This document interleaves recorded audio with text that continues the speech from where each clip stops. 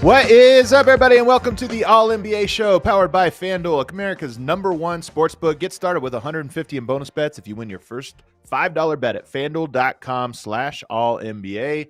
I'm your host, Adam Mares, flying solo today, although I will be joined later on by Roosh Williams. We're going to be talking Houston Rockets, a team I'm absolutely enamored with. They're one of the most fun teams in the NBA, and Jalen Green is having one of his breakouts. Is it one of what we've seen before, or is it a little bit different?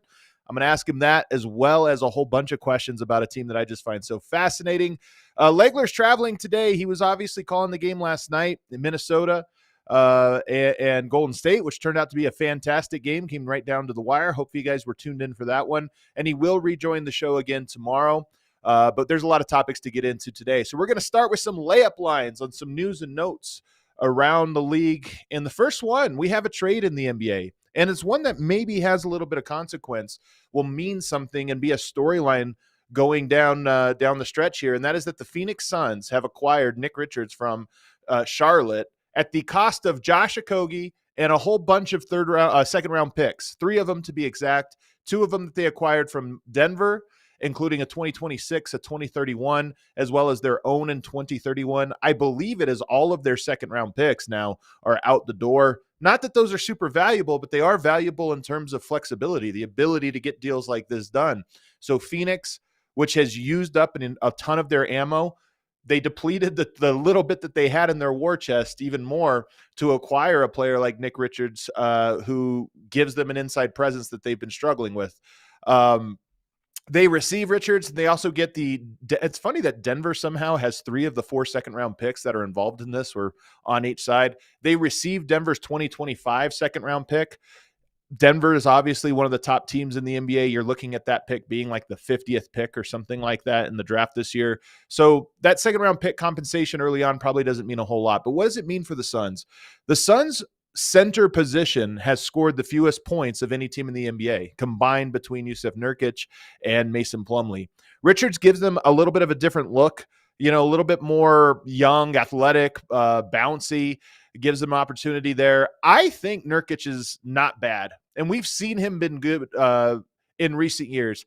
I think he's really bad on that Suns team. And I've seen this before in Denver. I feel like I know Jusuf Nurkic quite a bit. I know what type of things bother him. And when things started going south, and I feel like he became a scapegoat, so to speak, and that, okay, he was the guy that wasn't working out, I just knew it was over. So I look at Jusuf Nurkic and I go, it's not a bad player, although I don't think it's necessarily a good one, but not a bad player. But when things go south, you're really struggling. And then you try to get Mason Plumlee in there, who also hasn't looked good, certainly hasn't solved the problems. And it's like you need a different mold of player. Plumlee and Nurkic are actually not that different, in my opinion, in terms of players. They both have a little bit of, can work from the elbows. They're both not very mobile defensively. They're not going to shoot from the outside, although I know Nurkic will attempt them every now and then. I've never really believed in it. So you get this, so you have this same mold of player. And when you swapped one out for the other, I remember talking to Legs about it when the deal went down. And I thought, what's the difference? It's not like you're getting a meaningfully different player. You're just giving a guy who has more confidence or is a little more steady. Hasn't worked out that way. Nick Richards is different. So he's going to be a different type of player and give them something different. Do I think this completely changes the needle for a Phoenix Suns team that's been reeling? Absolutely not. I don't think this is a very exciting move for them. But he is a guy that I think Suns fans might like a little bit more. Another story here that I think is a big one is that Isaiah Hartenstein is going to miss a week with a calf strain.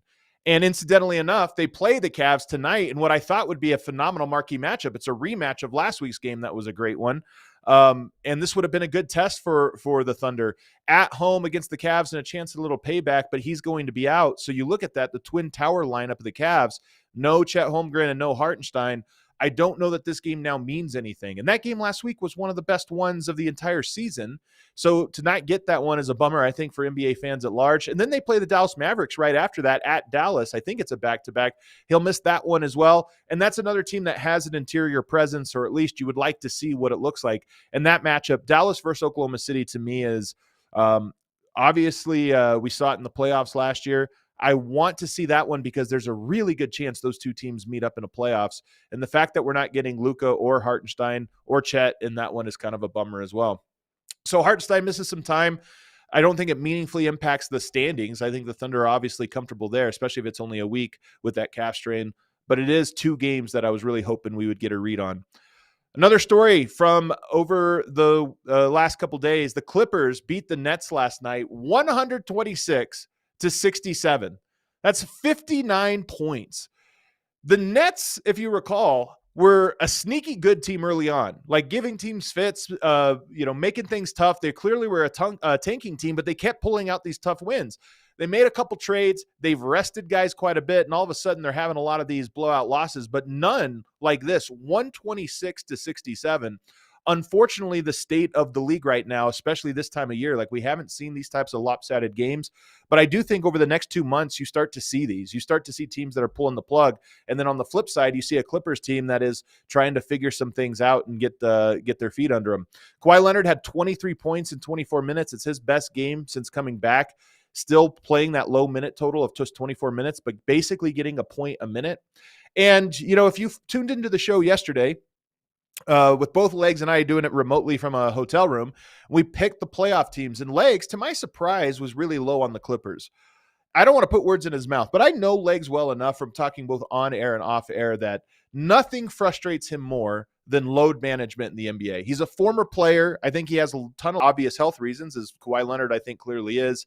But no matter what it is, he hates that. So when you talk about this Clippers team that's so theoretical based on who is going to be available to you on a night-by-night basis, he just can't get on board. But I'm different. I agree with him in the sentiment, but I'm different about this Clippers team.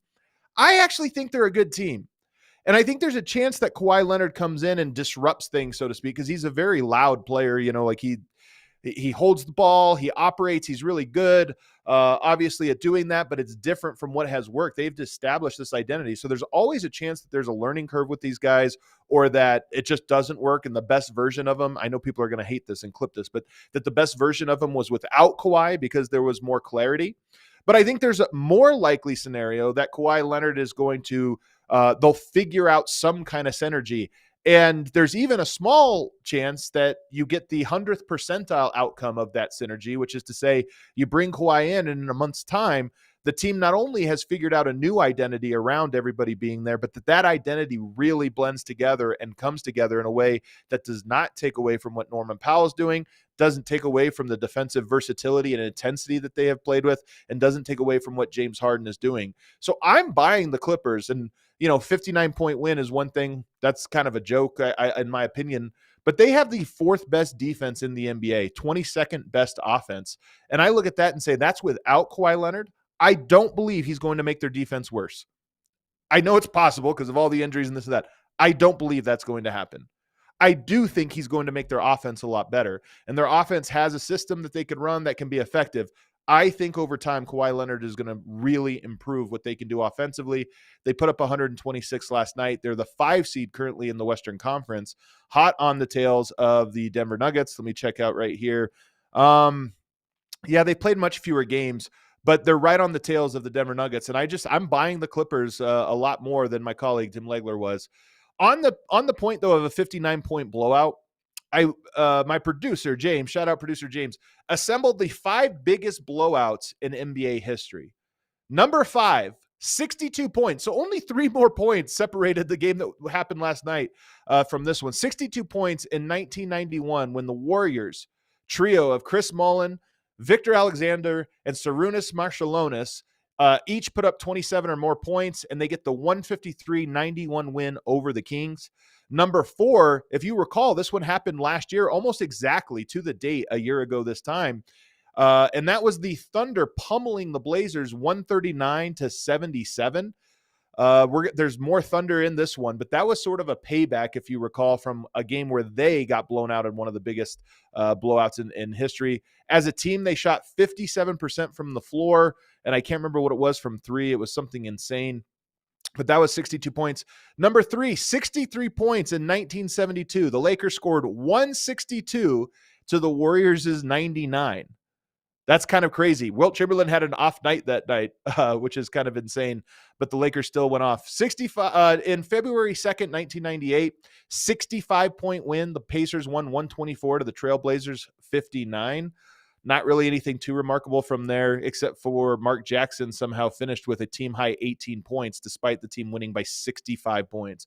Then you've got 68-point win. The Cavs 148 to the Heat 80. This happened in 1971. And the number one biggest blowout, I remember this one, and I'm wondering if you do. The Oklahoma City Thunder, in the early days of their new rebuild, lost by 79 points to the Memphis Grizzlies, 152 to 73. It was the biggest blowout in NBA history. So last night's 59-point blowout, 20 points closer than that blowout 3 years ago. And lastly, talking about the Clippers, the fires in Los Angeles changed, obviously had some games get postponed. There was the weather situation, ice in the south, that postponed an Atlanta Hawks game. And there were 9 teams in total affected by these postponements. Well, the NBA has figured out a schedule, and I have to tip my hat to them. When they had to reschedule, I think it was like 12 games, I was sitting here thinking somebody is going to get screwed big time with this rescheduling, and somebody's going to end up having like 3 straight games in a row, back to back to back, or cross-country travel or what have you. And to be honest, that hasn't really been the case. The Clippers were impacted the most. They had 4 games get rescheduled, and I looked at all 4 of them and where they got placed.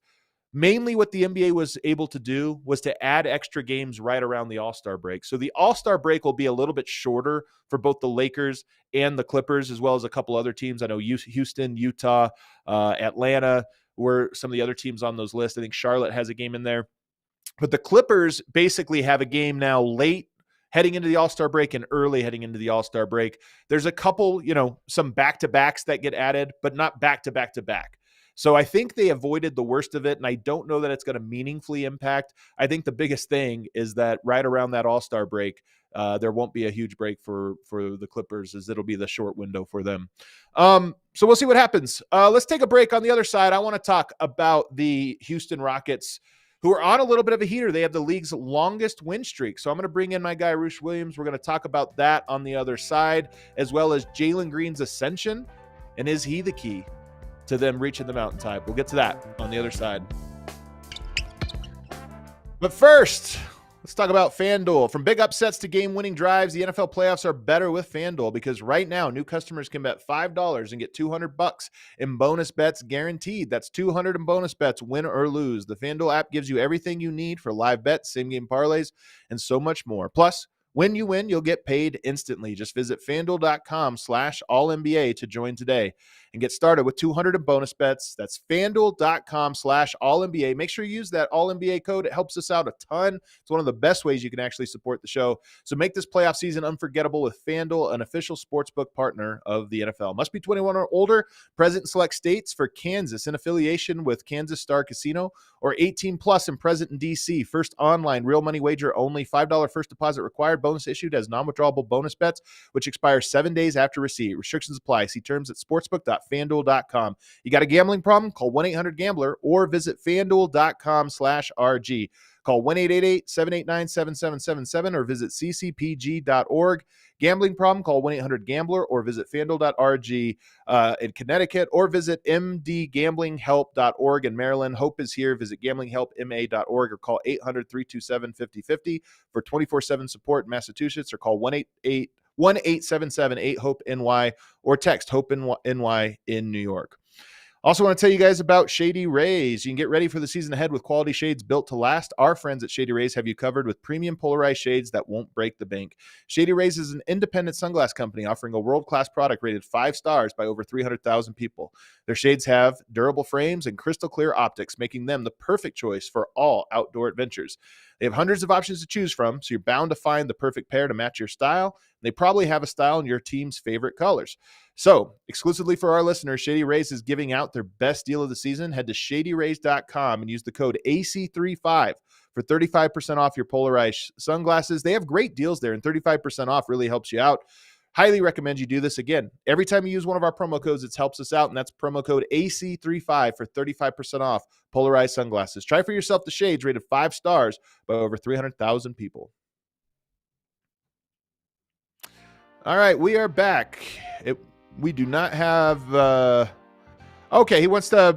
Here we go. We got Roosh with us. I'm going to introduce him here as the host of Rockets Watch and the Rockets Talk podcast. Joining me from a hotel room, scrambling. And I appreciate people don't know this. I reached out to Roosh about an hour ago, and he was good enough to make this happen for us. So, Roosh, thanks so much for taking the time today. Hey, thank you for having me. And the connection in the room itself was bad, so I'm down in the lobby. So happy to be here and ready to talk Rockets. So this is podcasting in 2025, man. A true professional. You got to find the corner of wherever you are that has like quietness and some good Wi-Fi. But I had to find some good lighting and all of that. So we're good to go. The window's right in front of me. So there you go, man. All right. Well, I want to talk about your Rockets. They get the win last night to push it to 5 straight. They beat the shorthanded Denver Nuggets in Denver. No Aaron Gordon, no Nikola Jokic, but they handled their business. They got up big in this one in the second quarter and just never looked back. But the story to me, and maybe it's different for you, the story to me right now is Jalen Green is looking different than he has before. And I want to ask you if you agree that it is different, because he has had breakouts. Last March, he had a really good stretch. The year before that, really good couple weeks here or there. Is it different now? It's only been 2 weeks, but 2 weeks in a row that he is scoring over 30 points a game. Does this breakout feel different to you than the ones before? Yes, it does. And I'll tell you why. So I'm known amongst Rockets fans for having skepticism and doubts about Jalen Green because of his inconsistency throughout his career. He's kind of known for having rough starts for the first 50, maybe 60 games of the season. And then after the All-Star break, he just turns on the juice and looks like a totally different player, right? So last season, when he had that breakout at the end of the season, I believe in March, once Alperen Şengün went down, a lot of Rockets fans were like, I don't know. We've seen this movie before, right? The reason I'm buying it now is because, number one, it's happening earlier in the season, so that's important. He's not waiting until after All-Star break. But most importantly, the constant in both situations, right? The constant in last season's breakout and the current breakout right now is that both of them occurred starting alongside Amen Thompson, period. Yep. And there's a lot of evidence. You can look at the numbers. You can do the eye test. You can look at it from any angle. But there's a lot of evidence that when he plays with Amen Thompson, things seem to work. And so that's why I'm buying it. I mean, it's almost like the kind of effect that Draymond Green had when he took over starting for David Lee, right? Like the Warriors transformed, never looked back. Everything looked different from that point on. So that's kind of what it's looked like to me. Well, first of all, Amen Thompson, we'll get to in a second, my favorite Rockets player, and I might even put him in my number one Rockets player that I would hold on to, but we'll get to that in a second, because let's just break down Jalen Green's game real quick, because I kind of want to hear what you think is best. I'm going to give you a weird comp for him, and it's not a stylistic comp as a player, but he reminds me of Ish Smith in this one way. Ish Smith is the best I've ever seen at forward, backward, left, right, like whatever angle it was, he's so quickly, like as a joystick, like you're controlling him with a joystick and he can go any direction. Last night, he had so many good diagonal left, diagonal right, on a dime, backwards, forwards. And it's like, how do you guard that when a guy has the body control and the handle, the ball on the string to do it? So he's obviously different from Ish Smith in every other way, but he's the same in that one way. That left, right, north, south is it's on a string for him. Yeah, I think so. The thing about him is that he's so explosive, and like you said, super quick twitch from any angle. Right, first couple seasons in the league, he was north and south. He had one kind of gear. I always made the comparison to Benny the Jet, the guy who played Benny the Jet in Mighty Ducks, Mendoza. You remember Mendoza? He was super fast, couldn't hit the brakes, and he would just crash into the wall. And that's kind of how Jalen Green was. He would turn the gas on, get to the rim, and then get blocked or miss the layup or whatever. But now he is controlling his movement, and he knows how to shift back and forth. But most importantly, he's making his shots, right? Teams were not respecting his shots, so they were just kind of, playing back and corralling the drive, right? Or they would invite him to shoot the midi because he could not hit the midi. And this season, he's actually still struggled with the midi. But now he's hitting the shot. So it's like, okay, if he's hitting the shot, we got to step up. Once we step up, our feet are out of position. And once he gets you backpedaling, now he's going to be able to toy with you, right? And then he's going to be able to explode left, right, north, south, whatever. So it's all come together. And there's other reasons as well. I mean, I can get into those if you want to talk about kind of the style of the offense. Let me hear it. I'm curious. What is different about it, about the style that maybe plays to its game more? Flat spacing. I know Udoka's been really big about this and flattening the guys around the baseline so he has more room to operate. But what else? Yes. Okay. So I'm not here to blame Jabari Smith. It's not Jabari Smith's fault. Jabari Smith started when Amen Thompson started last season. So there's evidence that it works. But the base offense with Amen on the bench, basically it was Fred VanVleet, the Rockets would start out with Jalen Green. They try to get him going early, right? Problem was you'd have Jabari in the corner, you'd have Dylan Brooks spotted up, and then you'd have Fred VanVleet floating around. So it was really a lot of Jalen ISO and or pick and roll with Alperen Şengün. And Alperen Şengün can finish off of the pick and roll, but he's not a vertical lob threat. So base defenses were really easy to set up, right? You basically build a little mini wall. You stop Şengün on the roll. Whoever's helping over off the corner from Jabari would cheat over, and then Şengün would be facing 2, maybe 3 bodies. Jalen would hit the pick and roll. He hit the pocket bounce pass, and then Şengün is facing 2 or 3 bodies, and he's forced to either shoot over them or kick it to the corner. And Jabari was not hitting his 3 early on, right? Later, before he broke his hand, he started to hit his 3. But the Rockets struggled with that. So they would, Udoka, even last season, he would try to get Jalen going. They would start with Jalen shooting 5, 6, 7 times in the first quarter. And then he would not make his shots, or he'd kind of have a rough go. And Fred would basically take the rock back and be like, all right, now we got to play safe, conservative ball. I'm going to spam the pick and roll. I'm going to take a screen and hit a 1 dribble pull up or whatever, right?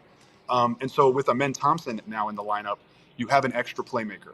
You have an extra super athlete who can, finish a lob or get to the bucket and get offensive boards. You have someone that knows how to cut. A lot of times Jabari posts up in the corner or spots up in the corner, right? Amen is always moving. You have another ball handler. Jabari Smith in the offense is not a ball handler, so he's not creating. Even when he does dribble, it's really the shot's either going to go up or he's going to pick up his dribble and kind of look around and then reset and kick it back out. So it's just so much more dynamic. And Amen Thompson is also he's really got this uncanny ability to drive baseline, draw defenders. That's the big thing. Jabari Smith does not draw extra defenders, but Amen Thompson is drawing extra defenders, and then he jumps up and he whips it back with force to the 3-point line in the shooting pocket. It's just the rhythm. I mean, Jalen Green is such a rhythm player. And then with this all domino effects too, right? You had Fred VanVleet masquerading as this like number 2 option, sometimes a number 1, and he's not that. I think we all know that. He's at his best, back in Toronto, right? He was like the 4th guy when they won that title behind Lowry, Kawhi, Siakam, and whoever else. And so now with Amen Thompson in the starting lineup, you have a legitimate big 3 because it's allowing Jalen Green to play this way. Şengün has had a pretty good season, so he looks like a potential all-star. Now Amen Thompson is that big 3, and that allows Fred VanVleet to chill.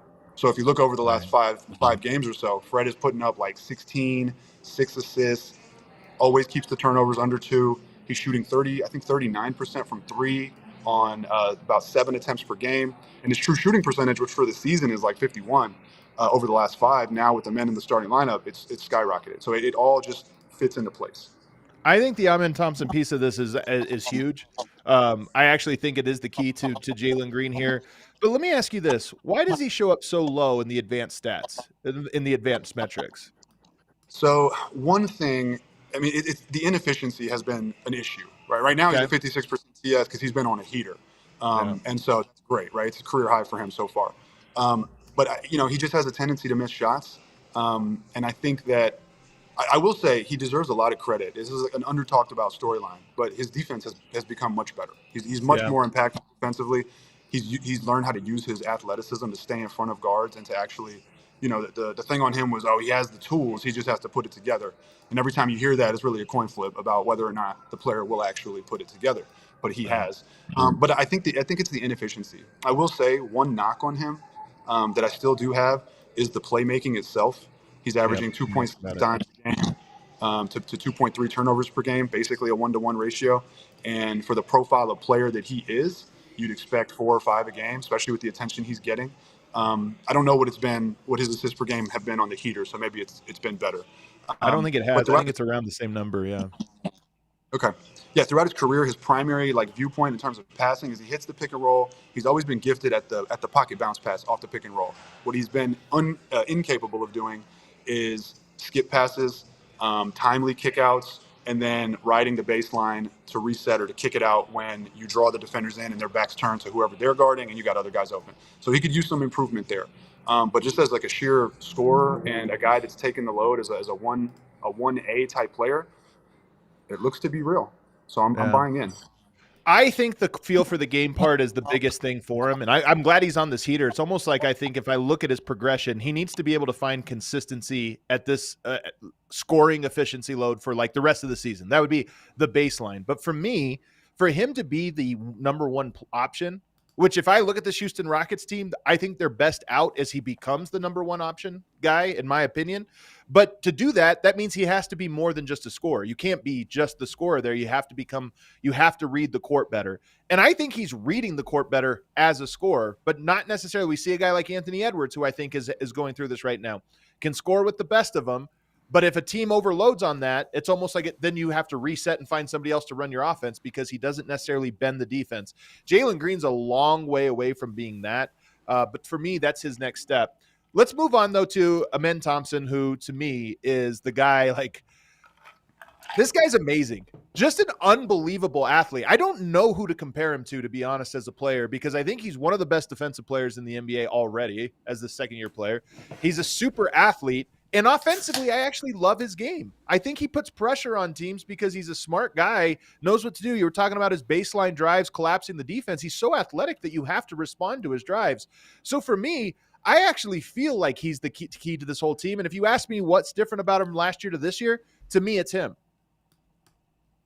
Yeah, I think that's 100% true. Real quick, last point on Jalen, to agree with you, is he needs to he's not at a stage where he's manipulating defenses ahead of time, right? He's just going. It's kind of like Russ used to be when Russ was like super fast and downhill. Not a bad He would go first and then he would think later. And I'm not saying he plays like Russ, but just that aspect where he goes first and then thinks later. And he's so athletic that it just works. So I agree with you. Amen Thompson, man, I don't even know. The only comps I can think of is like a Sean Marion.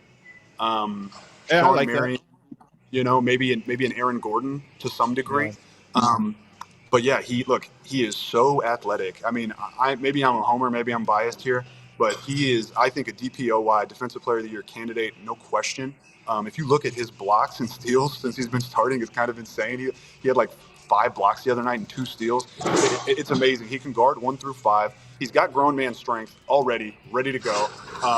He's got, I apologize if there's noise in the back. He's got incredible length, and I don't think I've seen someone this explosive in a while. His second jump is insane. There are times where you think like, okay, he's going to go finish a layup, and he just bolts to the basket and puts someone on a poster. It's unbelievable. But a lot of Rockets fans want him to be a point guard. A lot of people want him to be a point guard.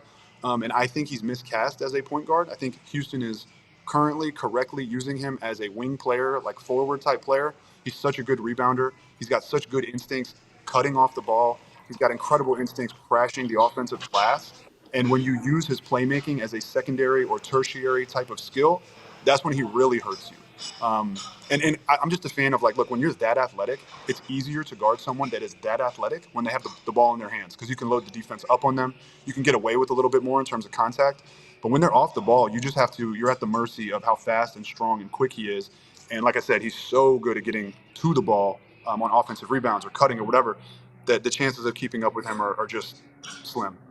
I think the Rockets' biggest advantage is that they're so athletic. Like, you see that they're overwhelming athletically, and then he is so much more athletic than whoever he's going against that you're kind of screwed. That's why I like the Aaron Gordon comp. Again, they're stylistically different, but it's the same idea that it's not the focus of your team, but athletically you have to put an athletic guy on him or else you're screwed. And that guy might be your best defender for Jalen Green. So you almost have to pick. You get put in the pickle of who you're going to put on different guys. Real quickly, just if you can tell me something on Cam Whitmore, because I feel like I know Jalen Green, Şengün, Amen Thompson. I know where they fit. And then I know the other guys, Jabari, what I think. We'll get to that in a second. Cam Whitmore's the guy that's in between to me. I don't know if I put him in the top group or if I put him in the bottom group. What do you think?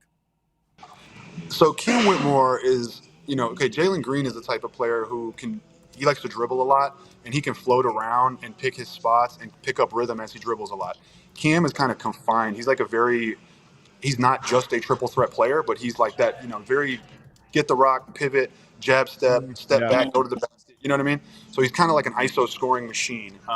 He assists maybe one time a game per 36, so he's not much of a passer, but he is currently finding his role on his team as a sixth man, which I think at this stage in his career, year 2, still young, he's only like 19, maybe 20. I think it's the appropriate role. Ever since he got recalled from the G League, I think since maybe almost about a month ago, he's putting up 13 a game, 4 rebounds a game, 43% from 3 per game overall on 4 attempts per game, about 47% from the field. He's really found his niche as like, hey, I'm going to come off the bench and I'm going to score, and that's my role. And he's helped the Rockets win games like that. If you go back and look at the Mavs game they played a couple weeks ago, they were struggling until he came in the game, turned it up with some scoring, and really got them back on track. So I think that right now, that's where he fits in. Theoretically, he's expendable, but the current construct, especially if they're able to get Tari Eason back, who we haven't really been able to talk about because he's been hurt, but I think that's where he fits in, is that six-man role. All right, so I'm going to put you in an impossible spot now, but I see this a lot from Houston Rockets people on social media.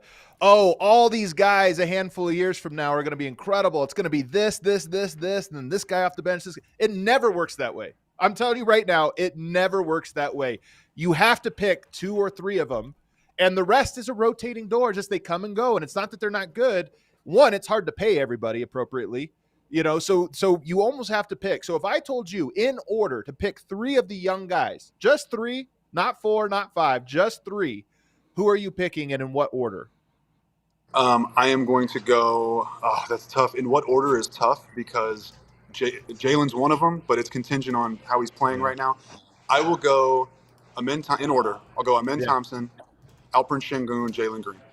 That's how I'll go because Şengün's shown consistency. Like he's having a down year in terms of efficiency. It's kind of odd, and we could talk about why that is. But it's still 19, 10, and 5 a game with a steal a game and damn near a block a game. So it's like, how do you turn that down? And he's proven that he can be efficient up to this point in his career. So I'm really not worried about that long term. Amen Thompson, we've already talked about him, right? I mean, he's wildly versatile and valuable. And again, I apologize. There's a gentleman who's taking a call next to me, so sorry if you can hear that. Can't hear him. We're good. We're good. Good.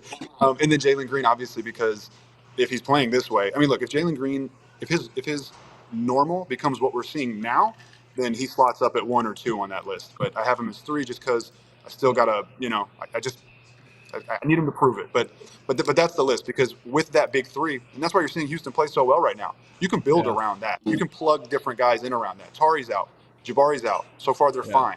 Cam Whitmore is plugging in as the 6th man. I mean, not to say he's expendable or whatever, but you can find other guys to do that theoretically. So I'm going with those 3. Do you agree with that? I had the exact same order, and I also had the same easy number 1. Like to me, Amen Thompson was number 1, and I didn't think twice on it. And then I went back and forth, and I was like, is this too much recency bias? Because I think Jalen Green, Şengün is a floor raiser. You're going to be so good. But I ended up going with Şengün and then Jalen Green. I do think there's more Jalen Greens out there, just guards that can do a lot of different things, and there's probably fewer bigs that can do things. But that 3 to me was for sure it. But now here's the hard part.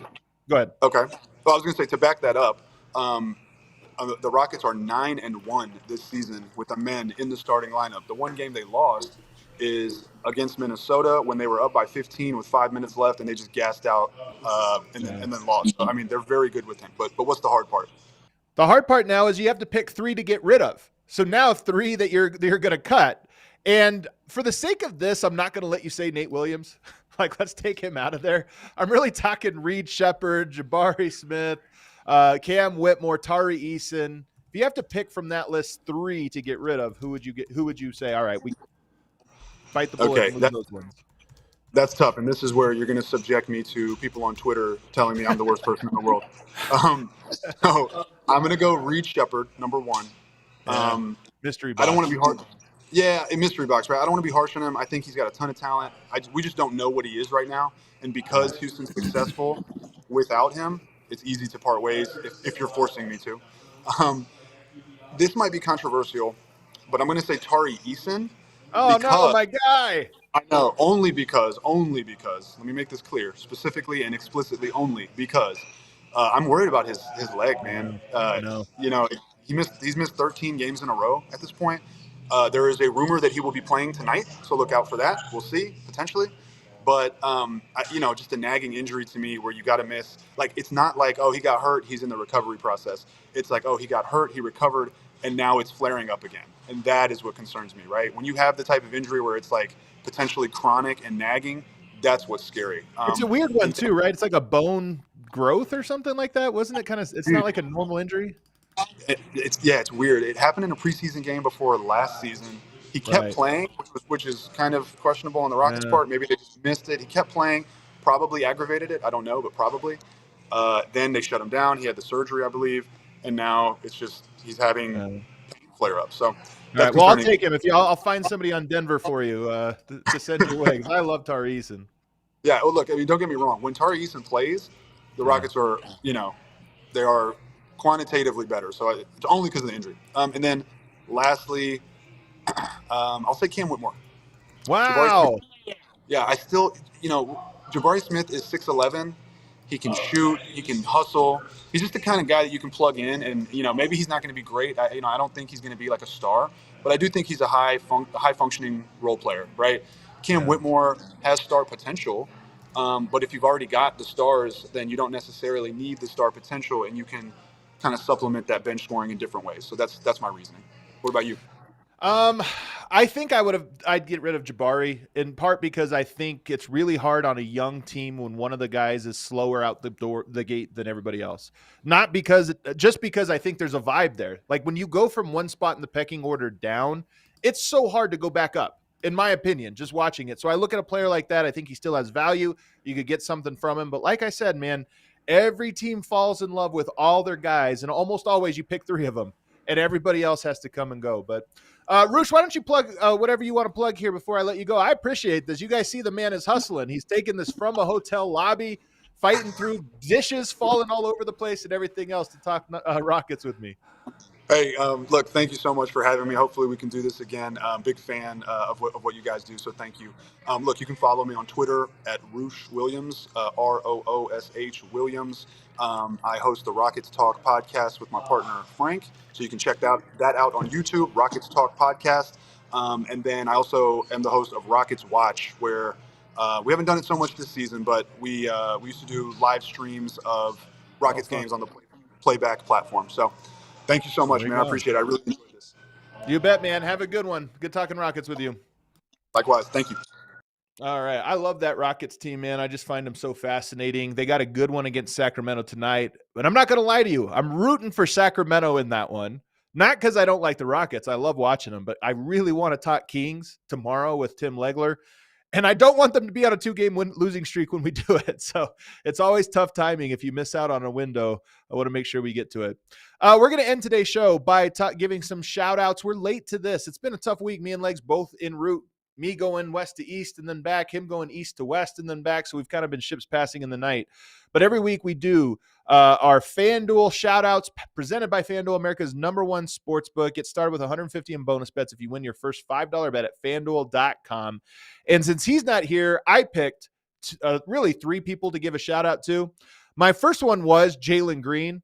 And we've already given, obviously him some shine here, but 31 points per game last 7 games, 48% from 3 over on 10 threes a game over that span. It's a 7-game heater, probably the best 7-game stretch of his entire career. Actually, I'm going to take the probably off. This has been the best 7-game streak of his entire career. 7-game streaks don't mean a whole lot. 15-game streaks to me is consistency. That's like a real run. So I look at this, not to take anything away from him, but I look at this and I go, I'm paying attention.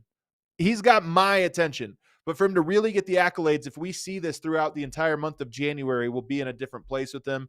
And when he's going, he's just so impressive. I will say, I think the game today is more cerebral than it was in prior iterations, especially in the 2000s. And what I mean by that is the need to be able to understand the game and all the pieces and manipulate defenses and read coverages and see around the corner.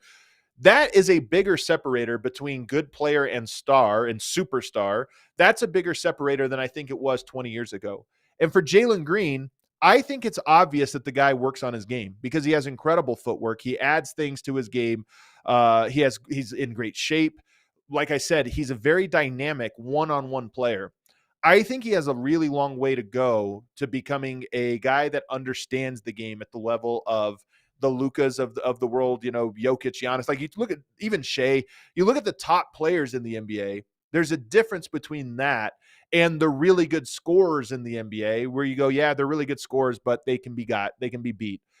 Jalen Green to me is far from the latter, but he seems like he has a good work ethic. My hope for him is that he is a guy that when he feels comfortable in his baseline of the skill set that he's building as his foundation, my hope is that he turns his attention to becoming a student of the game and really learning it. That would be the next step, not necessarily this year, but when he gets into the offseason, I think that's going to be his biggest room for growth. And if he doesn't, he's going to become a really good volume scorer. And that can be like a volume scorer on a bad team, and you just go like, okay, that guy always gets buckets, but he's not necessarily, Cam Thomas, obviously not a superstar, but a guy that scores a lot. You go, is he manipulating things? Not really, but he knows how to get his own shot. It's the difference between the A version of that mold and the guys that can carry a team to where they need to go. So that's my hope for Jalen Green. But right now, 31 points per game in the last 7, and a lot of highlights in there. Last night he had a dunk over Dario Saric that was just insane. Next one kind of reminds you of Zach Lavine of Jalen Green in some ways. Zach Lavine had a streak that just got snapped, but he had a streak of 6 straight games scoring 30 points per game. And the only other player who has 6 games in a row of 30 plus or more is Giannis this season. Giannis had a streak of 7. Zach just snapped one of 6. But that just goes to show you that's ridiculous consistency to be able to score at that volume. I'm so curious to see what happens with Zach Lavine. I don't know. I want to see him on an interesting team. If the Bulls do not trade him, I think they would deserve. I mean, they have been, everybody's kind of pointed and laughed at the Bulls for the last couple years because they keep, ever since they acquired Vooch at the deadline, they have not sold off when it was so clear they weren't going anywhere. If they pass this deadline and still have Zach Lavine on their roster, they'll deserve everything coming their way. But a streak of 6 straight games with 30 points is impressive. And then lastly, Malik Monk, another guy who just missed the last game, and they lost that game that he missed, but 7 straight wins prior to going back to December 30th. Malik Monk took on a lot of the point guard duties in Fox's absence. Then Fox comes back. They start alongside each other. I'm very curious tonight to see if he plays. I think he was questionable last I saw, so I'm hoping Malik Monk plays tonight because I want to see him go up and play alongside Fox and see if they can't get a win against the Rockets team who's traveling on the second night of a back-to-back and keep this thing going. So those are my shout-outs. Let me know in the comments as we wrap up this show. Let me know in the comments who you would keep and who you would cut if you were managing the Houston Rockets and you had to keep 3, had to get rid of 3. And let me know who your shout outs are for this week. Tim Legler will be back with us tomorrow as we break down what I hope is a great game between the Rockets and the Kings. But if not, we will find the great game and we'll break it down for you. So thanks everybody for tuning in. Do me a favor, hit that like button on the way out. We'll see you next time.